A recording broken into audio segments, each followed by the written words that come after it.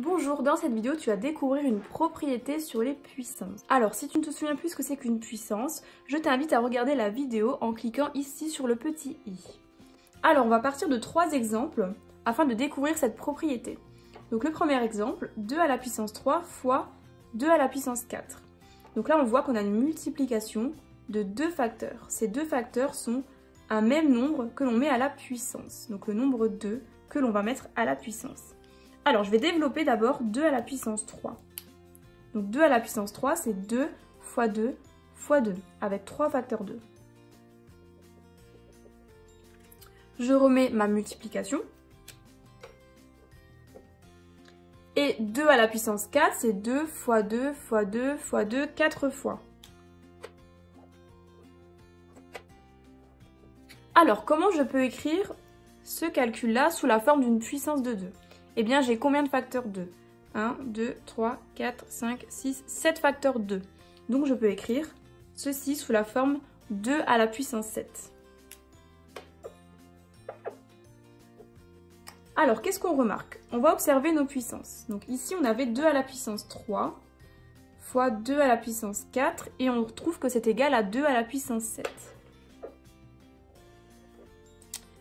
Quel lien y a-t-il entre 3, 4 et 7? Eh bien en fait, on remarque que 7 c'est égal à 3 plus 4. Donc qu'est-ce qu'on a fait? On a gardé le 2, ici, et on a, pour les puissances, additionné les puissances. 3 plus 4. Et on voit bien que 2 à la puissance 3 plus 4 est égal à 2 à la puissance 7, parce que 3 plus 4 c'est bien égal à 7. 2 à la puissance 7 c'est aussi du coup égal à 128. Deuxième exemple. 10 à la puissance 2, ou 10 au carré, fois 10 à la puissance 3. Donc je vais développer 10 à la puissance 2. Donc c'est 10 fois 10. Je remets la multiplication. 10 à la puissance 3, c'est 10 fois 10 fois 10.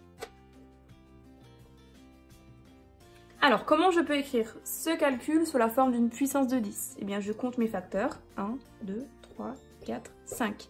Il y a 5 facteurs 10, donc je peux l'écrire sous la forme 10 à la puissance 5. Alors, on va observer de nouveau les puissances. Donc, on avait 10 à la puissance 2 fois 10 à la puissance 3 et on trouve que c'est égal à 10 à la puissance 5. On observe quel lien y a-t-il entre 2, 3 et 5. Eh bien 5 est égal à 2 plus 3. Donc ce qu'on a fait, c'est qu'on a fait 10 à la puissance 2 plus 3. Et 2 plus 3, c'est bien égal à 5. Et 10 à la puissance 5, c'est égal à 100 000. On a 5 zéros. Troisième exemple, toujours pareil, on a 7 à la puissance 1 fois 7 au carré. Donc 7 à la puissance 1, c'est égal à 7. Je remets ma petite multiplication ici. 7 au carré, c'est 7 fois 7. Et j'écris ceci sous la forme d'une puissance de 7. Nous avons 3 facteurs, donc 7 à la puissance 3. J'observe de nouveau mes puissances. 7 à la puissance 1 fois 7 à la puissance 2. Et on trouve que c'est égal à 7 à la puissance 3. Donc là, c'est toujours pareil. Ce qu'on a fait, c'est qu'on a pris 7 et on l'a mis à la puissance 1 plus 2, c'est-à-dire puissance 3.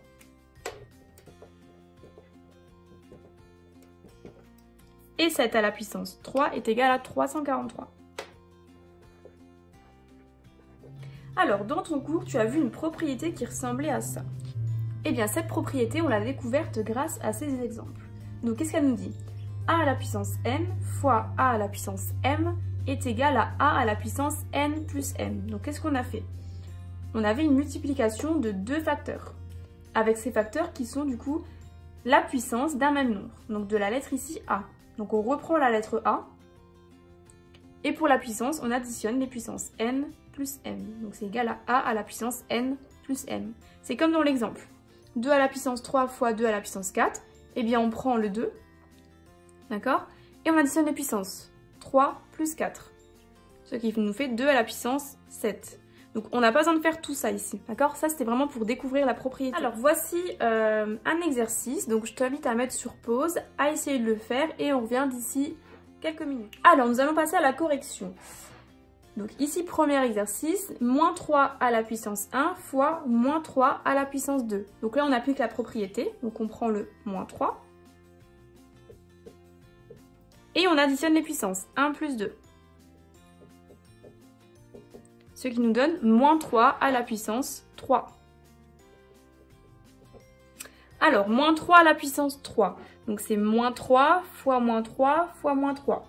Donc là, c'est une multiplication de nombres négatifs. Donc là, si tu ne te rappelles plus comment on multiplie des nombres relatifs, je t'invite à regarder la vidéo ici en cliquant sur le petit i.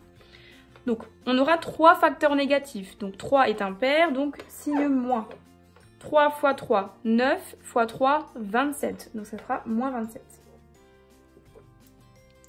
Deuxième exemple, 2 à la puissance 4 fois 2 à la puissance 5. Donc on prend le 2, on le met à la puissance 4 plus 5. Ce qui est égal à 2 à la puissance 9. Et 2 à la puissance 9 est égal à 512. Ensuite, moins 10 à la puissance 4 fois moins 10 à la puissance 6. Donc on prend le moins 10 et on le met à la puissance 4 plus 6. Ce qui nous donne moins 10 à la puissance 10.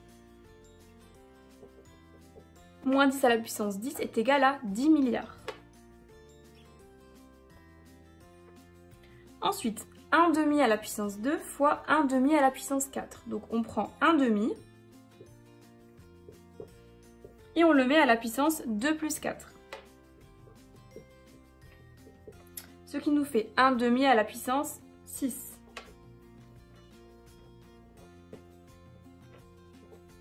Alors, comment on calcule 1 demi à la puissance 6? Donc si tu ne te souviens plus, je t'invite à regarder cette vidéo en cliquant sur le petit i. Donc c'est une propriété sur les puissances. Alors, 1 à la puissance 6 sur 2 à la puissance 6. 1 à la puissance 6 est égal à 1. Et 2 à la puissance 6 est égal à 64.